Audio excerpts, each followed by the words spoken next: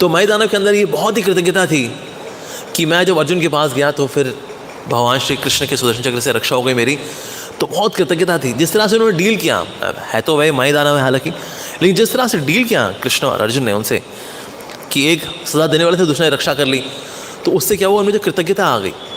इस कृतज्ञता के भाव से उन्होंने कहा कि अब बताइए मैं आपकी क्या सेवा कर सकता हूँ। तो अर्जुन ने कहा अरे मेरी क्या सेवा करनी है, सेवा करने के लिए तो एक ही है कृष्ण, हमको सेवा करनी चाहिए तो कृष्ण की सेवा करनी चाहिए। तो इसलिए आप कृष्ण के पास जाइए और कृष्ण से पूछिए कि मैं आपकी क्या सेवा कर सकता हूँ।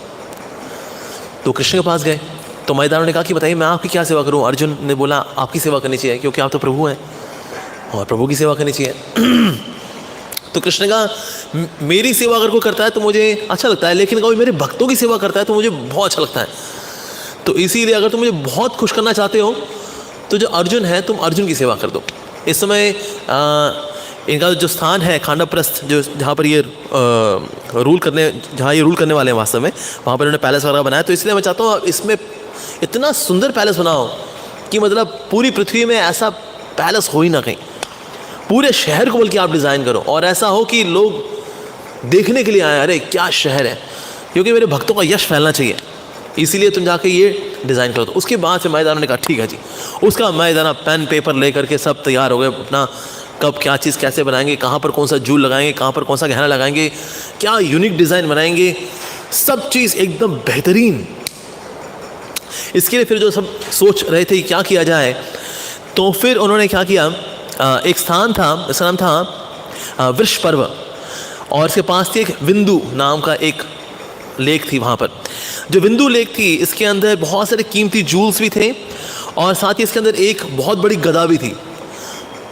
इस गदा के अंदर 1,00,000 गदाओं का बल था। मतलब अगर इससे किसी को लगता है अगर धुम, तो मतलब उसको एक साथ 1,00,000 गदाएं पड़ेंगी उसको। तो ये गदा भी थी और साथ ही देवदत्त नाम का शंख भी था।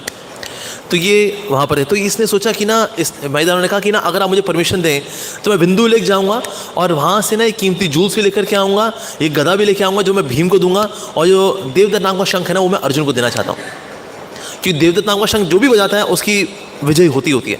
वैसे तो अर्जुन को वाकई में कोई परास्त नहीं कर सकता, लेकिन ये देवदत्त नाम का शंख जो है उसको मैं देना चाहता हूँ। और साथ ही और वहाँ पर कई कुछ पुराने अवशेष भी पड़े हुए हैं राज महलों के, उनके अंदर भी कुछ ऐसे जूल्स हैं जो कि बहुत ही कीमती हैं और उसे रोशनी ऐसी होती है कि लगता है मानो स्वयं सूर्य यहाँ पर विराज रहे हैं। तो इसलिए मैं वो जूल्स भी लेकर के आना चाहता हूँ, मुझे आके दीजिए।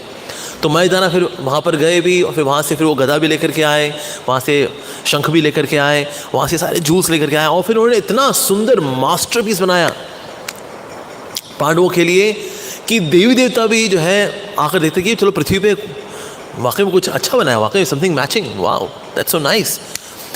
तो बहुत ही ऐश्वर्यशाली था।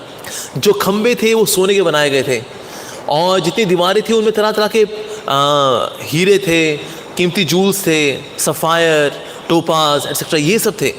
तो आपको जैसे कलर की रोशनी चाहिए कमरे में वैसी रोशनी हो सकती थी।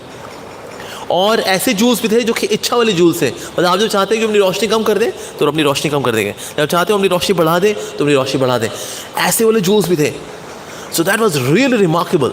और सारे पैलेस के बीच में कीमती गहनों से एक पॉन्ड बनाया गया था जिसमें कि एकदम क्रिस्टल क्लियर वाटर था, हंस उसमें घुमा करते थे। So that was the prime attraction. और इससे चल करके जब मेन हॉल में पहुंचते थे तो वहाँ पर लोटस की शेप में बहुत ही सुंदर सिंहासन था जिसमें युधिष्ठिर महाराज बैठते थे। तो लगता था ऐसा कि मानो ब्रह्मा जी बैठे हुए हैं, ऐसा प्रतीत होता। तो that was really a masterpiece. तो भैया देखते हैं कि मय दानव वैसे तो दानव था, लेकिन जिस तरह से भगवान ने उनसे डीलिंग की तो मय दानव भी जो है सेवा के प्रति उन्मुख हो गया। इसी तरह से अगर कोई व्यक्ति जिसके अंदर भावनाएं जो है बहुत सकारात्मक ना हो, बहुत धार्मिक ना हो, बहुत भक्ति वाली ना हो, लेकिन अगर हमारा उसके साथ व्यवहार प्रॉपर होता है, अगर हम उसकी गलतियों को क्षमा करते हैं फिर भी उसको सेवा में लगाते हैं, अगर ऐसा करते हैं हम शिक्षा के साथ साथ, तो ऐसे में व्यक्ति का हृदय बदलता है। सो दैट फेज, इसीलिए कब किससे कैसे डीलिंग करनी है ये बहुत अधिक आवश्यक है। तो मय दानव से जैसे डीलिंग की there was change in heart. तो इसलिए प्रीचिंग के वक्त हमको भी ध्यान रखना चाहिए हमारी डीलिंग इस तरह से हो कि सामने वाले का हृदय बदल जाए और वो भक्त बन जाए।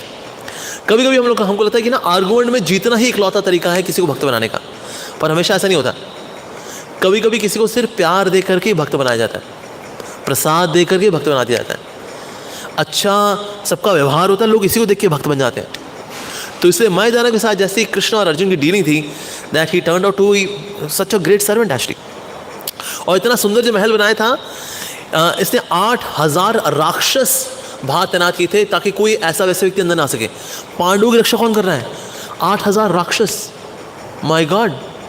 ही रिक्वेस्टेड दी ब्राह्मणास कि देखिए कोई भी अगर स्थान हो, गृह प्रवेश होता है तो ब्राह्मणों की उपस्थिति के बिना, उनकी सेवा के बिना असंभव होता है। तो इसलिए आप लोग आइए, आप लोग विराजिए, आपकी सेवा करेंगे तो फिर ये स्थान और शुभ हो जाएगा।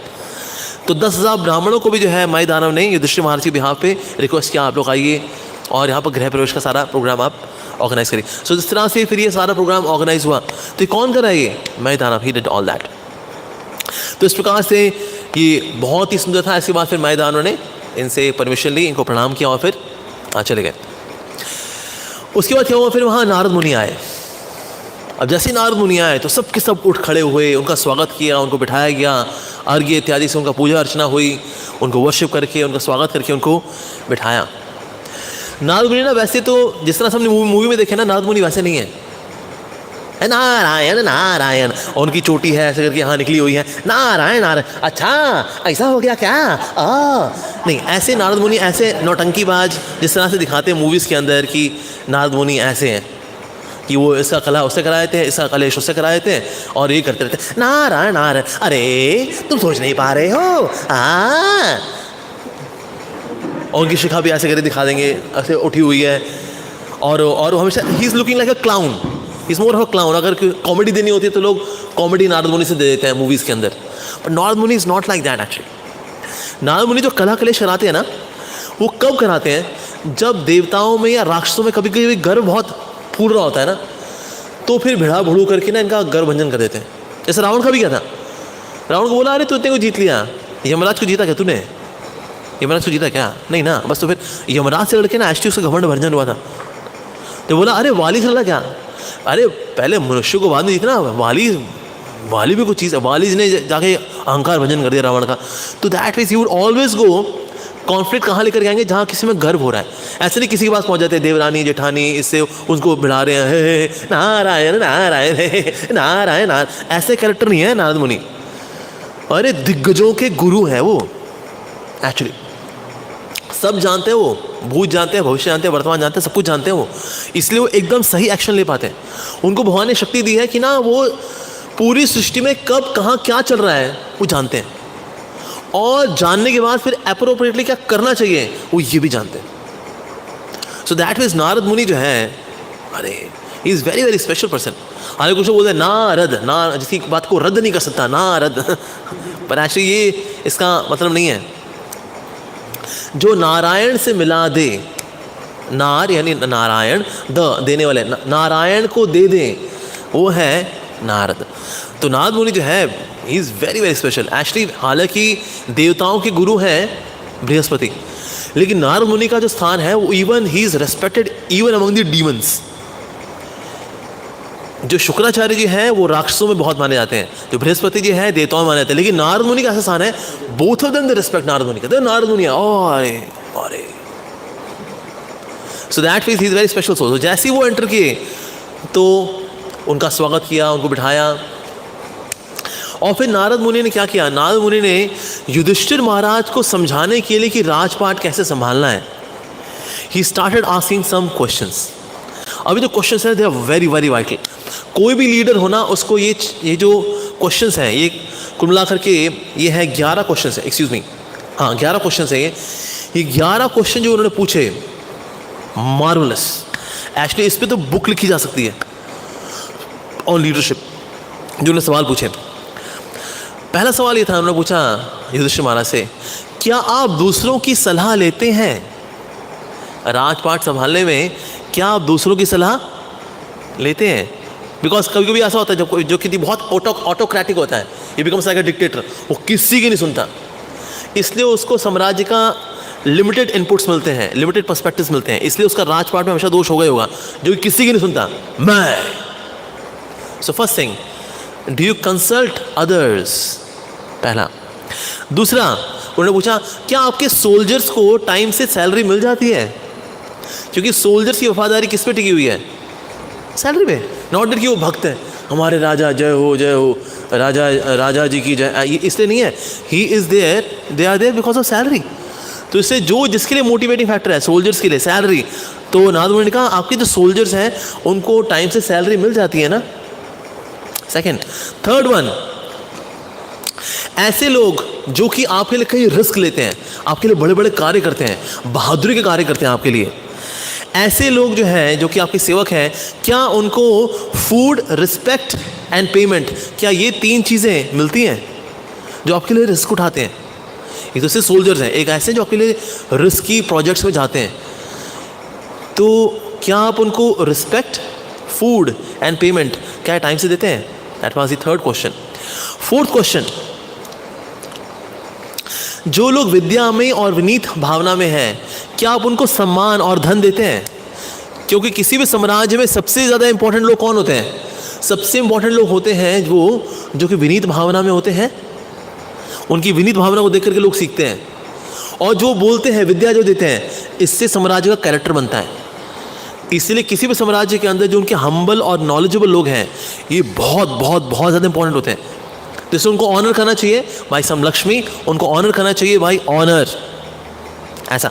तो ये कार्य करने चाहिए इनके साथ। चौथा, पांचवें हैं, जितने भी पत्नी और बच्चे हैं उन लोगों के जो कि आपको बहुत समर्पित हैं, क्या उन लोगों के पत्नी और बच्चों को आप सपोर्ट करते हैं? उनके लिए क्या क्या सपोर्ट फंक्शन आपके पास है? Very important. जिन लोगों ने सब कुछ आपको दे रखा है, यानी कि जिनको सपोर्ट देना चाहिए था, अब वो उनको सपोर्ट नहीं दे रहे, वो आपको दे रहे हैं, तो क्या आप उनका ध्यान रख रहे हैं जो कि इन पर निर्भर थे लेकिन अभी निर्भरता दिखा नहीं पा रहे? Why? Because their support is in service of the king. तो क्या आप उनके बीवी, उनके बच्चों का ध्यान रख रहे हैं? Very important. उसके बाद फिर छठा है, क्या आप सभी के प्रति बराबर हैं? यानी कि आप पार्शल तो नहीं है कि ये मेरा फेवरेट ग्रुप है, ये मैं इनका ध्यान रखूंगा, और ये मेरा फेवरेट नहीं है, मैं इनका ध्यान नहीं रखूंगा। जैसे कुछ लोग होते हैं, उनका ना फेवरेट होते हैं, तो फेवरेट्स को जो है वो काफ़ी रिवॉर्ड्स देंगे, रिकॉग्निशन देंगे, फैसिलिटी देंगे। बाकी जो फेवरेट नहीं है, कहता है वेल उनका चलता है, उनको किनारे करो, ऐसा है, they are not so important. क्योंकि ये लोग मेरी चापलूसी करते हैं, मेरी तारीफ़ें करते हैं, मुझे माला वाला पहनाते हैं, जय जय जय जय करते हैं, महाराज की जय हो, महाराज की जय हो। चाहे कोई जय जयकार करे या ना करे, but a king should be impartial, उसको पार्शलिटी नहीं करनी चाहिए। सो इससे नारद मुनि पूछ रहे हैं, are you equal to all man? Even ऐसे लोग भी जो क्रांतिकारी होते हैं, even still the king should listen to them. ऐसे लोग जो कि डिसलॉयल हैं, he should still listen to them. So impartial, am I impartial? मैं किसी चीज़ को लेकर भेदभाव तो नहीं करता कि ये जो मेरे वंश वाले हैं ये मेरे साथ रहेंगे, जो मेरे वंश वाले नहीं हैं वो अलग रहेंगे। जैसे युधिष्ठिर महाराज, सॉरी धृतराष्ट्र ने पहला श्लोक क्या बोला है? मामका पांडवाश्चैव किम अकुर्वत संजय, मेरे और पांडु के पुत्र अलग कर दिया। देखिए बोलना चाहिए भाई सब, एक जो जितने भी कुरु में सब इकट्ठे हुए हैं उनके उन्होंने क्या क्या किया, तो मामका पांडवाश्चैव अलग कर दिया। Partiality it should not be there in any place. किसी भी चीज़ को लेकर एक ग्रुपिंग नहीं बनानी चाहिए, ऐसा वाला ग्रुप, ये यूथ ग्रुप और कांग्रेगेशन ग्रुप। वैसे प्रीचिंग भले ये दोनों की अलग चलती है, but whenever they meet they are together to serve. साथ साथ सेवा होनी चाहिए। गुरुज को लेके कभी भी नहीं बनाना चाहिए, ये मेरे गुरु के शिष्य, ये मेरे गुरु भाई, मेरे गुरु बहन, और ये मेरे गुरु भाई, मेरे गुरु बहन। और इस तरह से एक मंदिर में दोनों सेक्ट बने हुए हैं, ये अपने गुरु में लगे होते हैं, ये अपने गुरु में लगे हुए हैं, लेकिन जब साथ आते हरे कृष्णा बिना करें एक दूसरे को, ये तो कभी गुरुज को लेकर के कभी ग्रुपिंग नहीं होनी चाहिए। अरे तो फला फला महाराज के शिष्य हैं, हमारे गुरु भाई थोड़ी हैं वो। देखो संडे को कीर्तन जो है हमारे गुरु भाइयों को आना चाहिए। इस तरह की ग्रुपिंग भी नहीं करनी चाहिए हमें। जेंडर बेस्ड ग्रुपिंग भी नहीं करनी चाहिए, पार्शलिटी नहीं करनी चाहिए। देखो प्रभुस को दो, ये माताओं का क्या है, या सिर्फ माताओं को दो, अरे प्रभुस का क्या है। No partial. So that way is equal to all man, that is also one more quality. उसके बाद फिर नारद मुनि ने पूछा युधिष्ठिर महाराज से, क्या सब लोग आपके पास बिना भय के आ पाते हैं? ऐसे लोग डरते हैं, बच जाएंगे यार, बहुत डांट लगाएगा वो, कम ने बुलाकर स्क्रू कर दिया तो क्यों आए तुम, तुम्हारी औकात है मेरे से मिलने की? औकात है? क्या पूछ रहा हूँ मैं? नहीं सर, हमारी कोई औकात नहीं साहब, ऐसे घूमते आ गए, आची बात नहीं आएंगी। तो लीडर के पास लोग जाने से घबराते हैं, कहने नहीं महाराज जी के पास जाएंगे ना डांट लगा देंगे, वो प्रभु जी के पास जाएंगे ना डांट लगा देंगे। जो भी लीडर के अनुगत हैं सबको बड़ा ईजी फील होना चाहिए कि हाँ हम तो जाके अपने लीडर से कभी मिल सकते हैं, और leader should always be welcoming, he should be welcoming. So that face क्या आपके अनुगत जो है क्या आपसे मिलने में घबराते हैं, नहीं घबराते हैं? नहीं होना चाहिए, उनको फियरलेसली आना चाहिए। हम तो कभी जाके मिल सकते हैं अपने गुरु से, अपने मेंटोर से, अपने लीडर से, we can always go and meet. अगला सवाल पूछा हम कि आपके यहाँ पर जितने लोग एम्प्लॉयड किए गए हैं, क्या उनमें से कोई ऐसा है जो कि शिशु है या बालक है, दूसरा शत्रु है, तीसरा चोर है, चौथा कामुक है?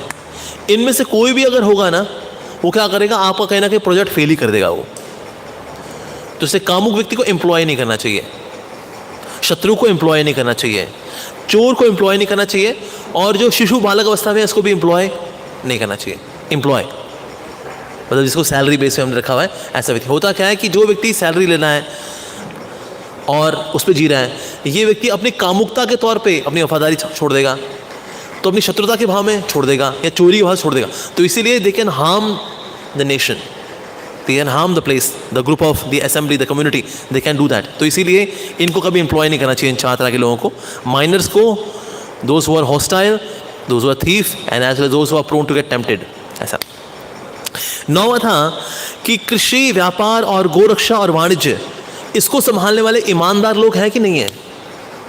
क्योंकि इन्हीं से ही लक्ष्मी पूरे स्टेट में घूमती है और उनकी ईमानदारी वजह से वो ट्रेजरी में आती है। तो इसीलिए कृषि को देखने वाले, व्यापार को देखने वाले, गोरक्षा को देखने वाले, वाणिज्य या बैंकिंग को देखने वाले, ये ईमानदार लोग होने चाहिए। तो क्या आपके यहाँ ये ईमानदार लोग हैं? ओके।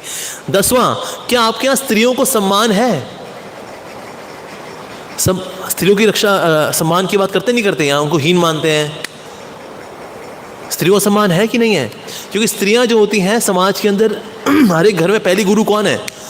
स्त्री जो है पहली गुरु होती है। बच्चे को संस्कार कहाँ से मिलते हैं? स्त्री से।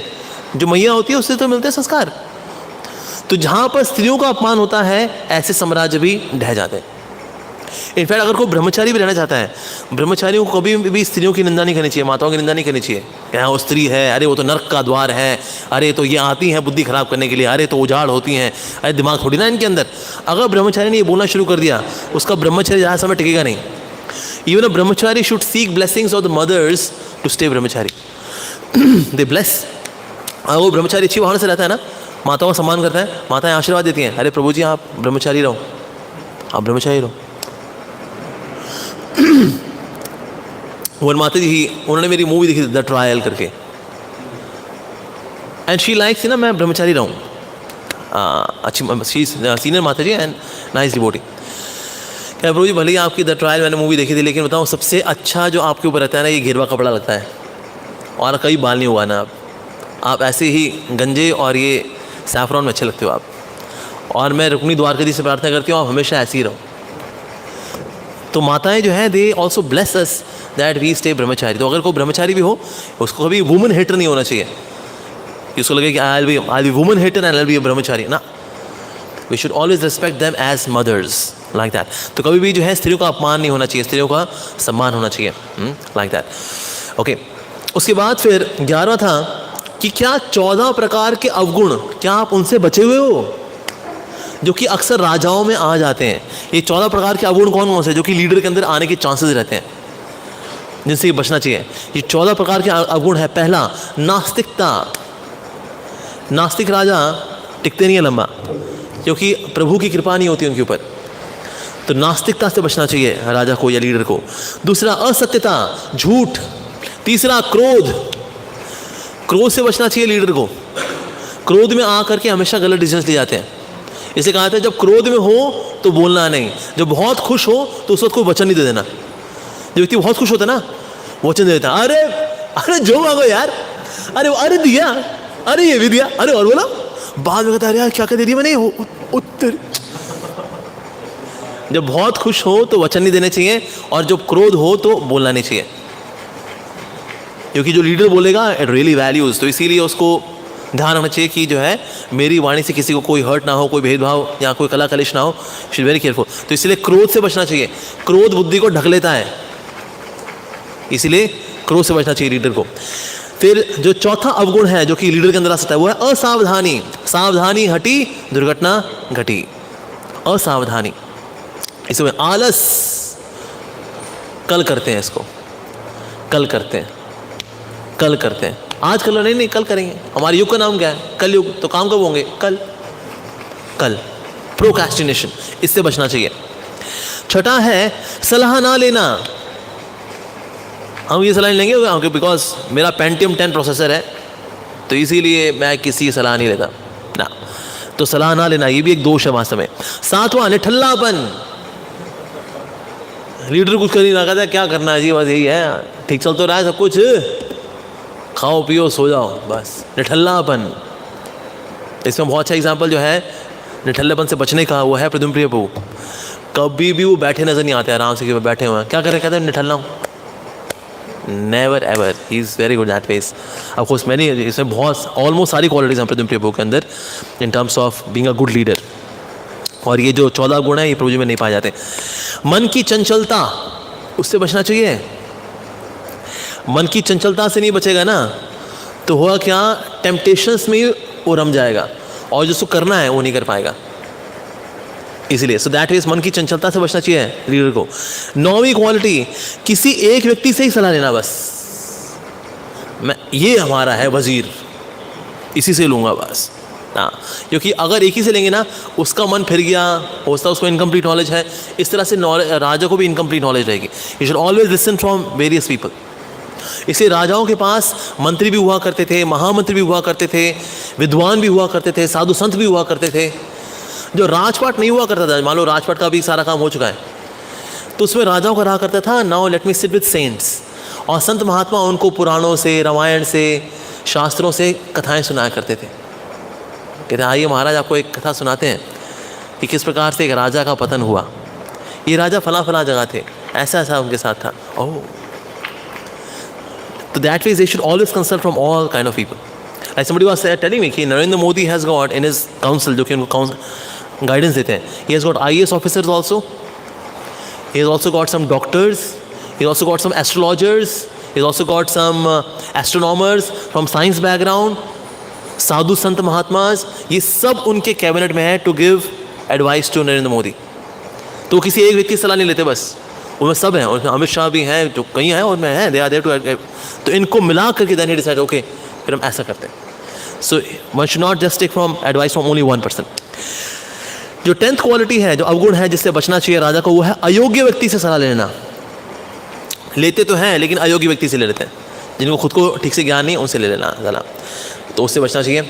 ओके, 11th इज सभी के लाभ हेतु कार्य ना करना। जिसमें सबका भला है ना उस कार्य को करने में विलंब करना ना करना, जिसमें सबका भला हो उसको तुरंत करना चाहिए। ओके, 12th क्वालिटी है बिना सोचे हुए कार्य में आगे बढ़ जाना। प्लानिंग नहीं करना, चलो चलो अरे हो जाएगा चलो चलो चलो, बातें कम काम ज्यादा। ये गधों की फिलॉसफी का अगर फॉलो करेगा वो तो सत्यानाशी करेगा। एक्चुअली बातें ज़्यादा काम कम होना चाहिए। बातें ज़्यादा हो जाएंगी, मीनिंगफुल बातें होंगी, कम काम में सब कुछ हो जाएगा। लेकिन गधे लोग क्या कहते हैं, देखिए बातें नहीं, काम करो, let's do it, just do it man, I am Nike, just do it. तो बिना सोचे समझे काम करना, आगे बढ़ जाना। शास्त्रों का अध्ययन करना, शास्त्रों का अध्ययन में जिसमें रिचुअलिस्टिक वर्शिप की बात भी आती है, साथ ही भगवान के बारे में ज्ञान प्राप्त करने की बात भी आती है। ये दोनों प्राप्त ना करना, शास्त्र ना पढ़ना। राजा को शास्त्र पढ़ने चाहिए, ऐसा नहीं कि देखिए हम मैनेजमेंट में हम पढ़ाई वढ़ाई नहीं करेंगे, हम मैनेजमेंट में ना, पढ़ना चाहिए उसको भी। 14 जो क्वालिटी से बचना चाहिए किंग को, नारद मुनि ने कहा धन एवं वैवाहिक जीवन जो है इसका त्रस्त होना। जो खराब लीडर होते हैं उनका धन भी और जो प्राइवेट लाइफ है, जो पर्सनल लाइफ है, उनकी वाइफ है स्पेशली, वो दुखी रहेंगे उनसे और कहेंगे तुमसे तो बस हो जाए तलाक तलाक तलाक, खुश रहूँ मैं। और उसके बाद जब ये व्यक्ति डिप्रेशन में आता है, टेंशन में आता है, तो फिर सब कोलैप्स हो जाता है। तो इस प्रकार से 14 क्वालिटीज़ हैं जो जिससे कि लीडर को बचना चाहिए, जो कि अक्सर आ जाती है लीडर के अंदर।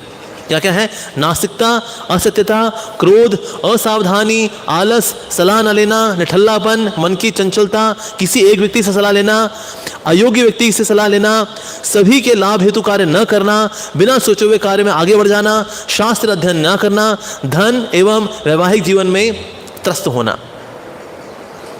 तो युधिष्ठिर महाराज ने पूछा फिर नारद मुनि से, उन्होंने पूछा कि अच्छा शास्त्र पढ़ने का लाभ क्या है, ज्ञान लेने का लाभ क्या है, धन एकत्रित करने का लाभ क्या है, और पत्नी होने का लाभ क्या है? ये अगर अपना फल देते हैं तो किस रूप में देते हैं भला? तो फिर नारद मुनि ने कहा शास्त्र अपना लाभ देते हैं अगर आप सैक्रिफाइस, यज्ञ करते हैं, यानी आपने वाकई में शास्त्र पढ़े। इसके अलावा अगर आपने ज्ञान अर्जित किया है तो वो नजर आता है आपकी विनम्रता में और आपके चरित्र में। किसी में ज्ञान है लेकिन उसमें विनम्रता नहीं है और चरित्र नहीं है, तो उसका ज्ञान बेकार है। उसका या तेरे अंदर कोई ह्यूमिलिटी नहीं है, चरित्र नहीं है तेरे अंदर, तेरा ज्ञान बेकार है, यू आर यूजलेस फेलो, तेरा नॉलेज इज ऑल्सो यूजलेस। अच्छा वेल्थ का उन्होंने कहा कि वेल्थ का फल जो है एक कच्चा फल भी है, एक पका हुआ फल भी है। वेल्थ का जो कच्चा फल है वो है भोग और पका हुआ फल है दान। धन का फल क्या होना चाहिए? दान, लाइक दैट।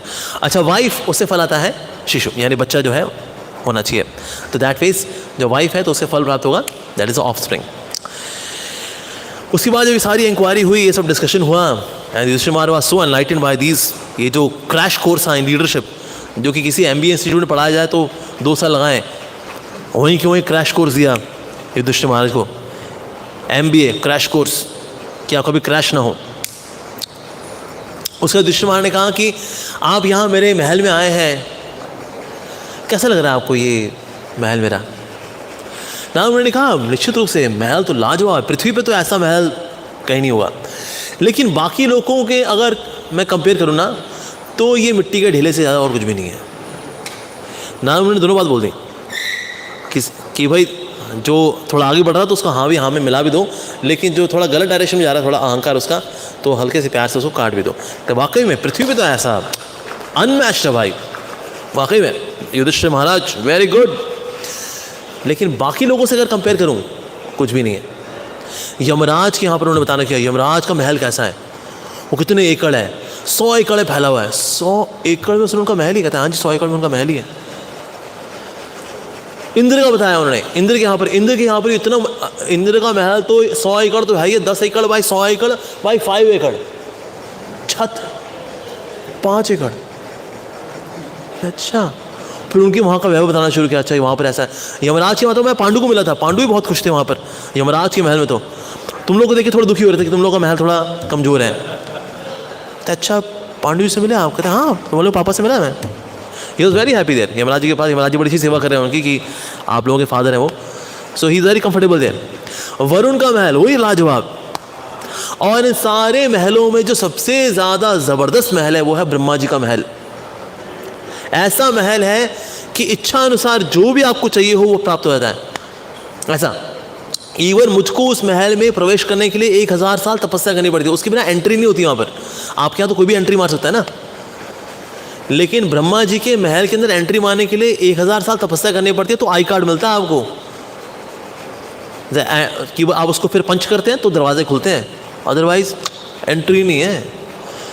ओह लेकिन फिर भी तुम्हारा ये राजमहल दिस इज़ नाइस, मुझे आके बहुत अच्छा लगा, ऐसा तो बहुत बढ़िया बनाया। मैदानों ने इज़ रियली प्रेज वर्दी। तो पहले प्रशंसा की, फिर फीडबैक दिया, फिर प्रशंसा की ना मुनि ने। तो इसी प्रकार से जो है उन्होंने फिर सबके बताते हुए, लेकिन राजसूय यज्ञ में ये होता है कि चारों दिशाओं में जाएं और जहाँ जाएं वहाँ के सभी राजा आपका जो आधिपत्य है उसको स्वीकार कर लें। They accept the subordination to you, that is Rajasuya yagya. अगर उनमें कोई राजा उससे लड़े और आप हार गए तो राजसूय यज्ञ फिर कैंसिल हो जाता है और फिर वो ब्रह्म राक्षस खा भी जाएंगे करने वाले को। So it's a very risky यज्ञ। होगा तो बहुत लाभ, लेकिन चांसेस बड़े कम होते हैं कि राजसूय यज्ञ जो है 100% फ्लॉलेसली हो जाए। तो इसलिए फिर उन्होंने क्या किया, भगवान श्री कृष्ण को इन्वाइट किया कि अगर इतना बड़ा यज्ञ अगर होना है तो फिर भगवान श्री कृष्ण को बुलाते। तो द्वारका भेजा संदेश, द्वारका में जब भगवान को संदेश मिला तो भगवान फिर आए। तो उन्होंने कहा हाँ तो आप लोग प्लान बना रहे हैं राजसूय यज्ञ का? कहते हाँ। देखना पड़ेगा कि ना कौन कौन से राजा आपको स्वीकार करेंगे, कौन कौन से राजा अस्वीकार करेंगे। जो अस्वीकार करेंगे उनमें से कौन कौन परास्त किए जा सकते हैं। ये राजा ये राजा ये राजा तो स्वीकार कर लेंगे, ओले राजा ओले राजा ओले राजा वो भी स्वीकार कर लेंगे। ये वाले राजा बीच में हैं लेकिन प्यार से बात करेंगे तो मान जाएंगे। ये वाले राजा हैं उसकी दोस्ती उनके साथ है, अगर इसको पटा लेंगे तो ये भी मान जाएंगे। और वो जो राजा है वो हालांकि नहीं मानेंगे लेकिन कमज़ोर है, पांडवों में से कोई भी एक जाएगा ना पीठ फाड़ देगा, वो भी आ जाएगा। वो बोला है वो थोड़ा शक्तिशाली राजा है, उसको जो है थोड़ा टाइम लग सकता है लेकिन वो भी आ जाएगा। ये जो है ये युधिष्ठिर को बहुत मानता है, वो आ जाएगा। ये व्यक्ति जो है भीम से बहुत डरता है, वो भी आ जाएगा। वो जो है वो अर्जुन को बहुत रिस्पेक्ट देता है, वो भी आ जाएगा। और भला भला जो है वो वाला राजा जो है ना वो राक्षसों के संग में रहता है, अगर राक्षसों को पीट देंगे ना तो वो भी आ जाएगा।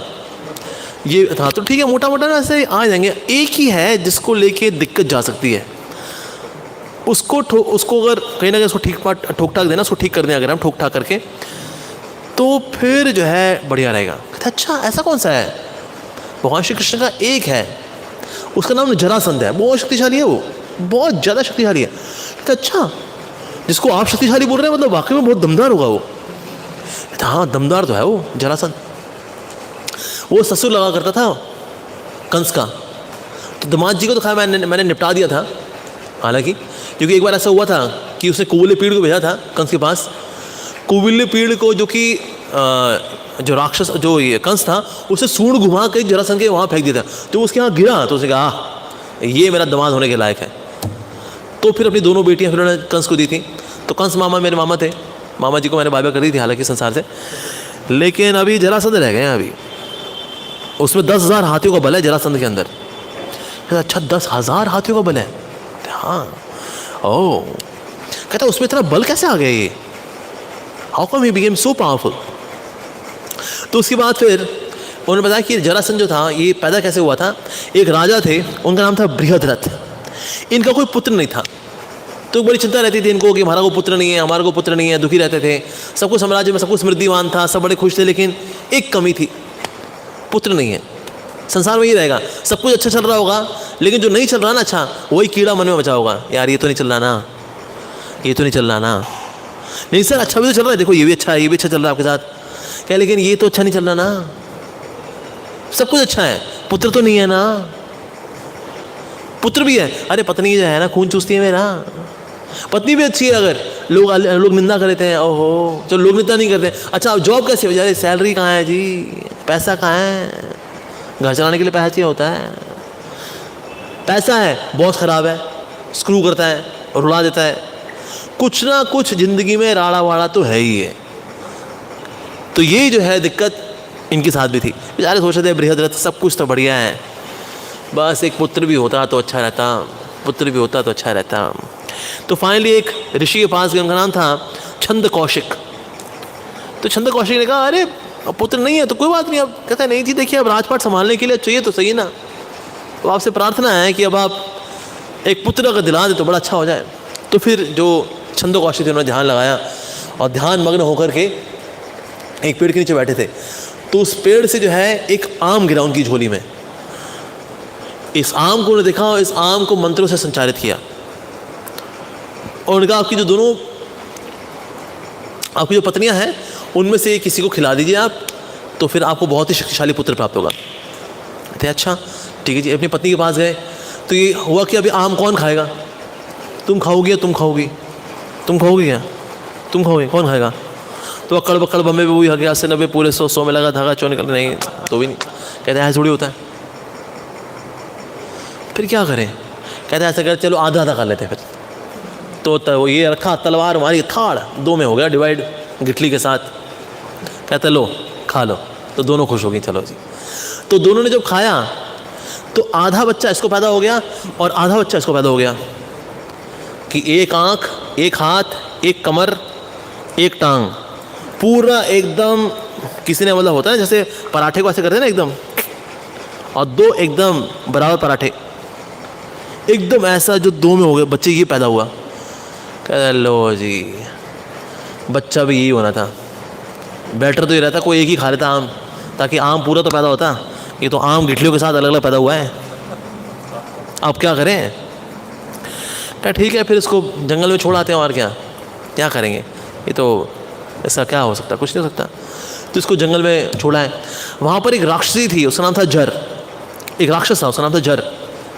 उसने देखा, अरे वाह क्या बात है भाई, बहुत बढ़िया, तो मांस के टुकड़े पड़े हुए हैं, तो इसको ऐसे खाऊंगा, इसको ऐसे खाऊंगा। उसने कहा नहीं, जब तक कोई तड़पता नहीं है ना, कोई तड़प रहा हो तो फिर मारो उसको, फिर तड़पते हुए को मार के ना खाने का अपना ही मजा है। तो उसने क्या किया, ऑइंटमेंट्स लगा करके, जड़ी बूटी लगा करके उनको दोनों को हिस्सों को जोड़ दिया। जो संधि विच्छेद हुआ था उनकी संधि करा दी इसने। तो संधि करा दी तो जुड़ गया तो फिर से प्राण आ गए इसके अंदर, और उसने बोलना शुरू किया, कहते इसकी ओया के साथ इसको खाऊंगा मैं, बढ़िया रहेगा। तो अपना मुंह बढ़ा ही रहा था उसको खाने के लिए, उस बच्चे ने इसके मुंह में हाथ दे दिया, तो इसके मुंह में हाथ दिया, अरे कहता बच्चा है क्या है। तो जो वो चिल्लाया था ना, ये आवाज महल के अंदर गई थी। कहते भाई ऐसे को चिल्ला दिया, ये कौन चिल्लाया इस तरह से। बाहर आके देखा तो ये राक्षस के हाथ में ये बच्चा था। कहते ये तो जी बच्चा हमारा ही है, ये तो जिक्सॉ पजल के तौर पे अलग हो गया था, ये पजल सॉल्व हो गया। अरे वाह, तो बहुत अच्छा हो गया। कहता है अरे क्योंकि तुम लोग मेरी पूजा अर्चना करते हो कभी कभी बीच बीच में, क्योंकि मैं पिछले जन्म में ब्रह्मा जी के लोक में था, और ब्रह्मा जी के लोक में मेरा नाम था गिरजा देवी। तो इसीलिए तुम लोग कभी कभी मेरी तस्वीर बनाई हुई है तुम लोगों ने यहाँ पर अपनी दीवारों पर, तो मुझे बहुत अच्छा लगा, तो मैंने सोचा तुम लोगों को आशीर्वाद के तौर पे एक बच्चा दूं। ये नहीं पता ये अभी चिल्लाया है, ये तो बताया नहीं, अपनी पोलनी पट्टी खोलेगा, हाँ तो बस सोचा आशीर्वाद दे उन लोगों को जो कि हमारी पूजा अर्चना करते हैं। तो ये बच्चा अपने पास रखिए आप। No this was very very powerful, बहुत शक्तिशाली था जरासंध, किसी को भी उठा पटक दे, and he was very very powerful Jarasandh.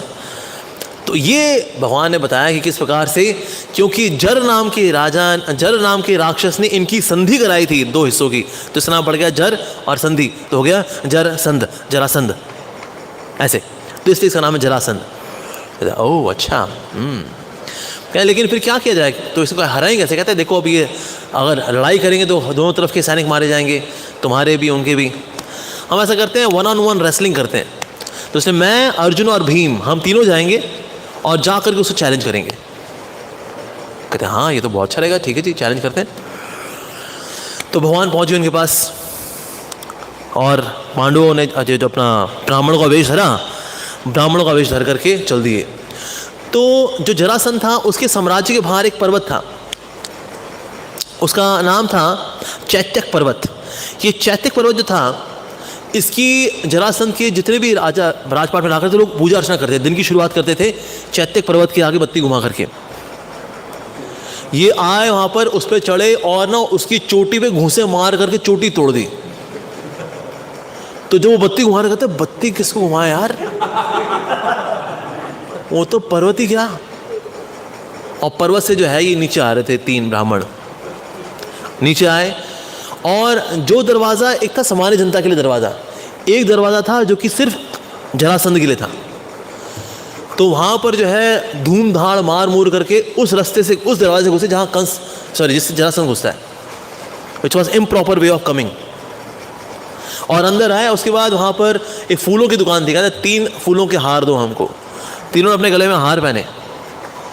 उसके बाद फिर ये पहुँचे जरासंध के पास। जरासंध ने स्वागत किया, ब्राह्मणों का स्वागत है, ब्राह्मणों का स्वागत है। लेकिन जब ब्राह्मणों का स्वागत कर दिया, उसने ऊपर की ओर देखा और डील डॉल देखे जब इनके, कहते हैं अरे भाई ये ब्राह्मण है या महाब्राह्मण है, क्या डील डॉल है इन लोगों की। 2 छोटे हैं, लेकिन बड़ा वाला तो कुछ इतना बड़ा ब्राह्मण।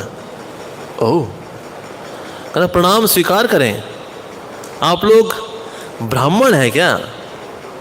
तो वहाँ ने क्यों, क्या फ़र्क पड़ता है।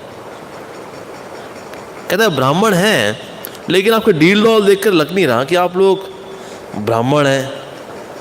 और ब्राह्मण आते हैं तो सज्जन की तरह जो सबके लिए गेट बना है उससे एंट्री मारते, पावड़ तो ठोकम ठाक मार करके गलत वाले गेट से एंट्री मारना, ऐसे फूलों के हार पहन करके आना, तो ये दिखाता है कि मतलब आप लोग क्षत्रिय हो सकते हो कि ऐसे भाव ब्राह्मणों के तो होते नहीं है। कहते हैं अच्छा तो ठीक है जी, तो आपको बता देते कि हम लोग कौन है। कहते देखो मैं तो हूँ कृष्णा, तुम्हारा पुराना वैरी, ठीक है। ये है अर्जुन, ये है भीम, पांडु पुत्र हैं दोनों के दोनों। तो हम लोग यहाँ ब्राह्मण बन के यहाँ पर आए हुए हैं। कहते लेकिन मैंने ब्राह्मणों को बिगाड़ा क्या है। कहते ब्राह्मणों का नहीं बिगाड़ा, लेकिन जिन 88 राजाओं को तुमने रखा हुआ है ना अपने कैद के अंदर, उनमें से तो किसी ने तो ब्राह्मण भेज सकता ना कि भाई तूने यहाँ कैद कर रखा हुआ है। क्योंकि जरासंध के साथ ये था, जैसे ही वो 100 राजा इकट्ठा कर लेगा, वो 100 राजाओं का फिर बलि दिया करता था शिव जी को। राजाओं की बलि, मतलब साधारण मनुष्य में नहीं, राजाओं की बलि दिया करता था। अब 88 इकट्ठे कर चुका है वो, 12 और इकट्ठे कर रहे हैं। तो सेंचुरी कंप्लीट होने वाली थी अभी उसकी, बहुत बड़ी गलत था अभी 2020। तो पहुँच गए। क्या देखो फिर हाँ मैं कृष्ण हूँ और ये है भीम, ये है अर्जुन, तो हमें तुमसे दक्षिणा चाहिए क्योंकि ब्राह्मण के रूप में आए हैं। कहते हैं हाँ हाँ ब्राह्मण मांगिए, क्या दक्षिणा मांगेंगे आप। उन्होंने कहा दक्षिणा में हम तुमसे ये मांगते हैं, यहाँ तो जो 88 राजा तुमने कैद करके रखे हैं उन राजाओं को छोड़ दो। दूसरा है यहाँ तो हमको दान में दो तुमसे युद्ध करना। क्या देखो राजा तो मैं छोड़ूंगा नहीं, 88 रन पे मैं खेल रहा हूँ, ऐसे कैसे आउट हो जाऊँगा, सेंचुरी मार के आउट होंगे हम, तो इसीलिए राजा तो नहीं दूंगा। क्या फिर दूसरी ऑप्शन ये बचती है, फिर हम तीनों में से किसी एक को चुन लो युद्ध करने के लिए। तो जरासंध ने कहा ग्वाले तुझसे क्या युद्ध करूंगा, तो उससे युद्ध करके तो मेरी बेइज्जती होगी कि जरासंध ने ग्वाले को मार दिया। कहते अच्छा फिर इनमें चुन लो। कहते अर्जुन क्या बच्चा है तो इसको तो वैसे ही मसल दूंगा मैं। तुम्हें जो थोड़ा ठीक ठाक है, थोड़ा ठीक ठाक, वो भीम है, तो मैं भीम से युद्ध करूंगा फिर। अच्छा ठीक है भैया, ओके ऑलराइट, ठीक है भीम योर चांस। तो भीम के साथ जो है अब युद्ध होना शुरू हुआ। अब भीम के साथ युद्ध होना शुरू हुआ, दोनों ने एक दूसरे को मुष्टि प्रहार, छाती प्रहार किए, पेट पे प्रहार किए, लात मारी। कभी भीम इसको उठा के फेंके, ये दौड़ता हुआ है, फिर ये भीम को उठा करके फटक दे, ऐसे करके। क्योंकि भीम के अंदर वैसे बहुत ताकत थी, प्लस 10,000 एलिफेंट्स की ताकत थी, इसके अंदर सिर्फ 10,000 हाथी की ताकत थी। सो भीम में ज़्यादा शक्ति थी आज। तो दोनों का जो है अब युद्ध चल रहा है। ये 14 दिन तक युद्ध चलता रहा, 14 डेज तक। 14 दिन युद्ध होने के बाद जा करके ना जरासंध थोड़ा सा आजा और मिल ले, 2 मिनट ब्रेक दे दे रहा, ये करा था। तो भगवान ने कहा जिसकी संधि हो सकती है उसका संधि विच्छेद भी तो हो सकता है। हे भीम अपने व्याकरण के दिनों को याद करो, जिसकी पहले से संधि विच्छेद के बाद संधि हुई है वही संधि विच्छेद कर दो। कहानी तो अब तुम जानते ही हो। कहा समझ गया, मैं समझ गया। उसके बाद जब हाँ भर था, इसके मुंह पे खिंचा के घूंसा मारा तो धाड़ नीचे गिरा। फिर इसकी एक टांग पे अपनी एक टांग रखी और ये टांग पकड़ करके इसका संधि विच्छेद कर दिया। ये लिया, इसको यहाँ फेंका और ये पकड़ करके यहाँ फेंका। अब ये दोनों जब आए तो दोबारा मिल लिए, तो फिर से फिर जुड़ गया। क्यों आया मजा। संधि होती है, संधि विच्छेद होता है, फिर संधि हो जाती है। भीम ने कहा अरे तो क्या, फिर संधि विच्छेद कर दूंगा तेरी। ये पाँव, उसने पाँव रखा, दूसरी टांग पकड़ी, चीर दिया उसको। फिर ये से यहाँ फेंका, ये से यहाँ फेंका। फिर दोनों आए, फिर दोनों आकर के मिल गए। संधि विच्छेद के बाद संधि फिर से हो गई।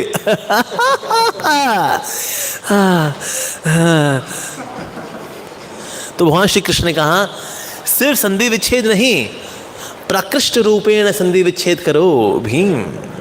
अच्छा, तो भगवान ने फिर पास पड़ा जो तीला था उसको ऐसे चीरा और ऐसे फेंक दिया। समझे, इसको बोलते हैं प्रकृष्ट रूपेण संधि विच्छेद। संधि विच्छेद प्रकृष्ट रूपेण। तेरी तो फिर इस बार भी चीर दिया उसको, टक। इसको यहाँ फेंका, इसको उठा गई वहां फेंका। अब नहीं जुड़े। तो और जितनी भी वहाँ माताएं थी जो ये मैच देख रही थी भीम का जरासंध का, जो गर्भवती थी, उनका गर्भपात वहीं हो गया ये देख कर। उसके बाद भीम ने चिंगाड़ा, वो चिंगाड़ में लो जी गर्भपात हो गया उनका। इससे जो गर्भवती स्त्रियां होती है ना, उनको ढंग की चीजें देखनी चाहिए उनको। आजकल कई माताएं वो एनिमल प्लैनेट देखती हैं, नेशनल ज्योग्राफिक चैनल, गर्भवती है और नेशनल ज्योग्राफिक चैनल देखती है, अंदर से फिर वही पैदा होते हैं। फिर कहते ये ऐसा कैसे हुआ? मैडम जी आपने इन्वेस्ट किया है जानवरों को देख देख करके, तो जानवर ही तो निकलना था उसमें से, और क्या? ओहो, यहाँ माता मूवी देख रही होती है तो अंदर से भाई लंपट हीरो ही निकलता है वो, कहती ऐसा ऐसे कैसे निकल गए? कहता है अरे माता जी जब आप गर्भवती तो आप इन्हीं को देखा करती थी,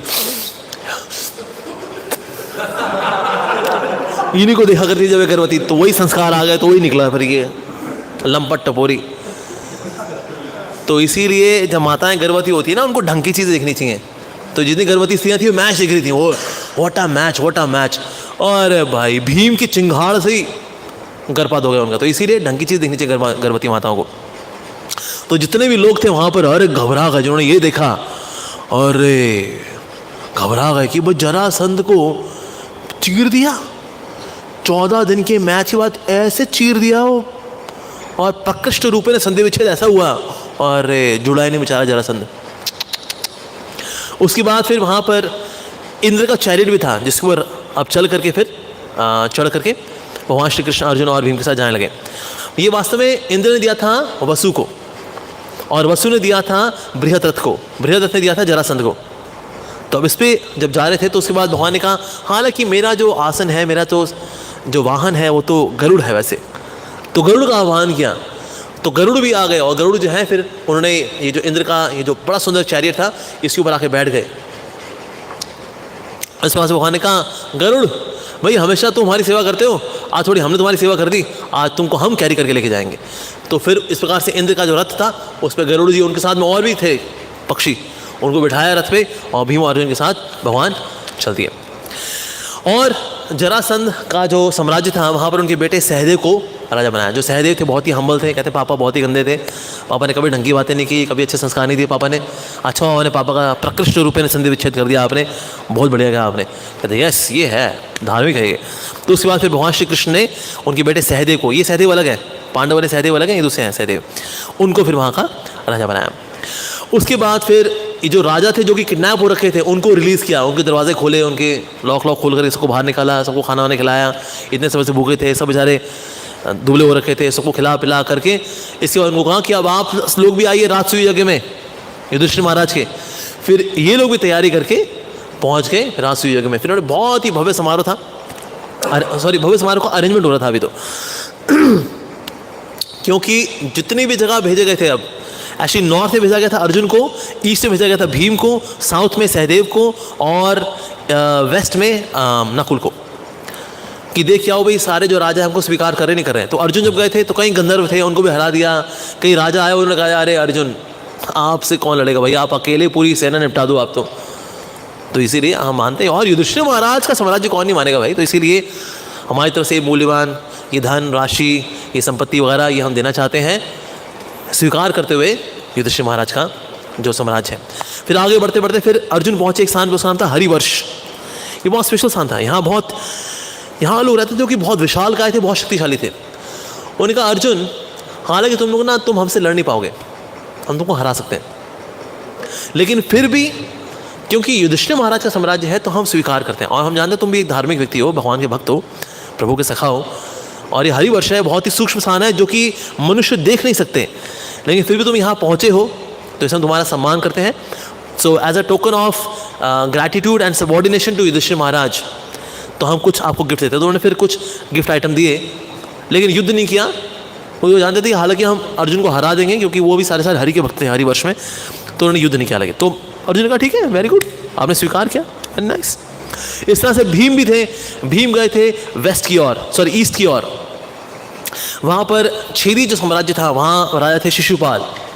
शिशुपाल ने भीम का बहुत से स्वागत किया, 30 दिन उनको अपने घर पे रुकवाया, उनकी सेवा वगैरह की, उनकी लाइक दैट। और आगे गए सहदेव, जरासंध के पुत्र, उन्होंने कहा अरे पापा अभी अभी मरे हैं, मैं लड़के अभी क्या करूँगा अभी, तो मुझे तो वैसे ही हमें वैसी खुशी है कि आप आए थे और आपका हमने पराक्रम देख ही लिया है, आपने पिताजी को कैसे बढ़िया तरीके से मारा था आपने, तो हम आपसे लड़के क्या करेंगे, तो इसलिए हम भी आपके साथ ही हैं। तो सहदेव भी जो है भीम के साथ मिल गए और उन्हें फिर जो भी उनके पास धन इत्यादि था वो दिया भीमसेन जी को।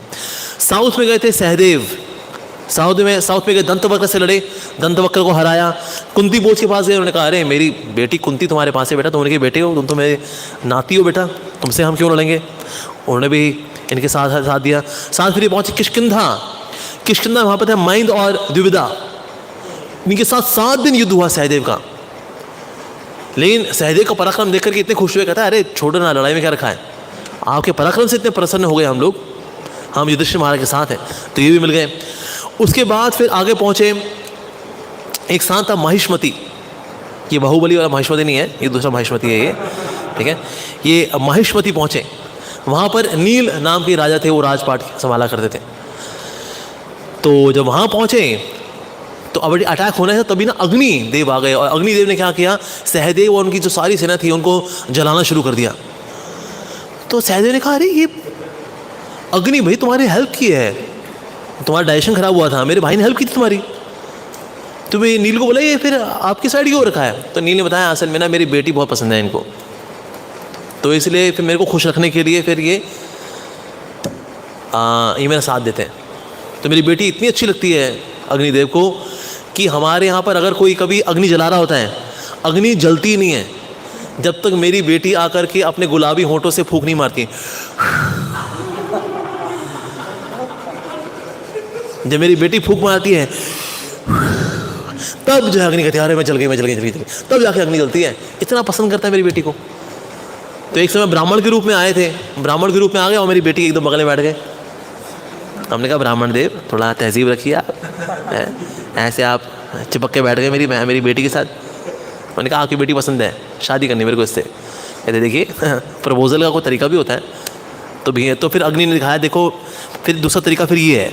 तो अग्नि ने दिखा दिया अपना, फिर चारों ओर अग्नि अग्नि अग्नि अग्नि। कहता है अरे भाई, कहता बताओ क्या क्या जलाऊँ। कहता कुछ ना जलाओ, बेटी से ब्याह लो। तो इस तरह से उनकी बेटी से उनका विवाह हो गया। और वहाँ उन्होंने कहा बस तुम ऐसे फूंक मारती रहा करो और अग्नि जलती रहेगी हमारी। तो इस तरह से उनकी बेटी से विवाह हुआ। तो अग्नि ने कहा फिर नील जी चिंता मत करो, जब भी कोई अटैक होगा मैं देख लूँगा। तो इस तरह से जब सबके सब जल रहे थे, हाथी जल रहे थे, घोड़े जल रहे थे, रथ जल रहे थे, सैनिक जल रहे थे, उनके कवच जल रहे थे अग्निदेव से।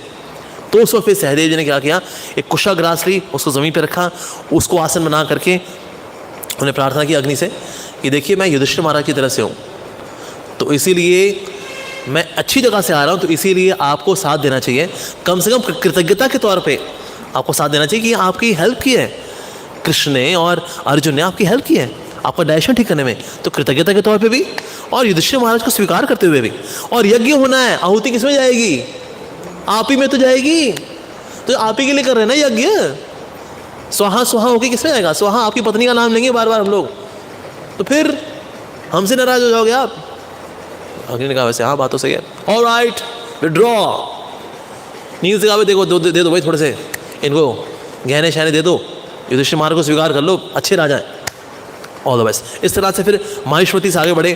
फिर भीष्मक महाराज के पास पहुँचे। भीष्मक राजा थे, वो भी उन्होंने कहा अरे युधिष्ठिर महाराज वो तो बड़े फेवरेबल हैं जी, लाइक दैट। फिर सहदेव और आगे बढ़े, साउथ इंडिया पहुँचे, श्रीलंका पहुँच गए। वहाँ पहुँचे, विभीषण जी से मिले। विभीषण ने कहा अरे अच्छा ओ बहुत बढ़िया, युधिष्ठिर महाराज का राज्य है तो बिल्कुल हम देने के लिए तैयार है। सो त्रेता युग से वो राज कर रहे हैं, Vibhishan was there ruling. So that means this Lanka is not, इसके अलावा कोई और सटल लंका भी है जहाँ पर विभीषण राज करते हैं। क्योंकि Vibhishan is also one of the चिरंजीवीज, जो 7 चिरंजीवी हैं उनमें से एक विभीषण भी है। सो श्री राम की कृपा से he became Chiranjeevi. That's why कहाँ वो त्रेता युग जहाँ जब श्री राम आए थे, अभी तो कितने सारे और चतुर्युग बीत गए, अभी भी कैसे जीवित है। रीजन में विभीषण भी आते हैं in one of the Chiranjeevi, जैसे हनुमान जी हैं, मार्कंडेय ऋषि हैं, इस तरह से 7 चिरंजीवी हैं, उनमें से एक विभीषण जी भी हैं। So he also contributed in this way to Sahadev. West में गए थे नकुल भी है, विजयी रहे। शल्य के पास गए, शल्य को हराया, शल्य ने हराया नहीं, शल्य ने बल्कि स्वागत किया इनका, एंड ही ऑल्सो कॉन्ट्रीब्यूटेड। इस तरह से नॉर्थ ईस्ट वेस्ट साउथ सब जगह से बहुत सारी धनराशि लेकर के आए और सत्ता लेटर लेकर के आए।